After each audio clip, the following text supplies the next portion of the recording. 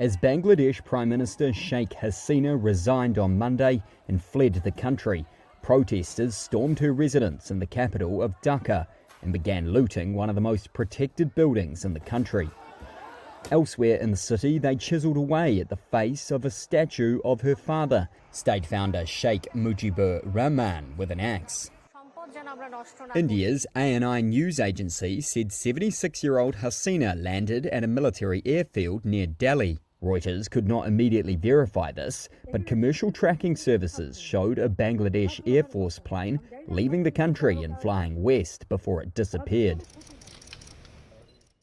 The news of her exit was delivered by Army Chief General Waker-Uz-Zaman in a televised address. He said after a discussion with political leaders, an interim government would be formed.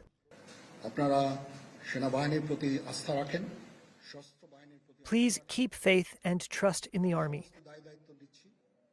I take the responsibility and I promise to protect the lives and property of the people. Don't lose faith in the Army.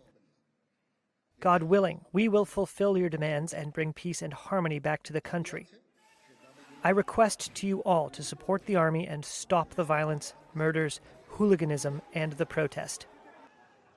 Bangladesh has been engulfed by violence after student protests began against quotas, which reserve some public sector jobs for veterans of Bangladesh's 1971 independence war. In some of the worst violence since the birth of the South Asian nation more than 5 decades ago, about 250 people have been killed and thousands injured. It escalated into a campaign to oust Hasina, who won a 4th straight term in January in an election boycotted by the opposition.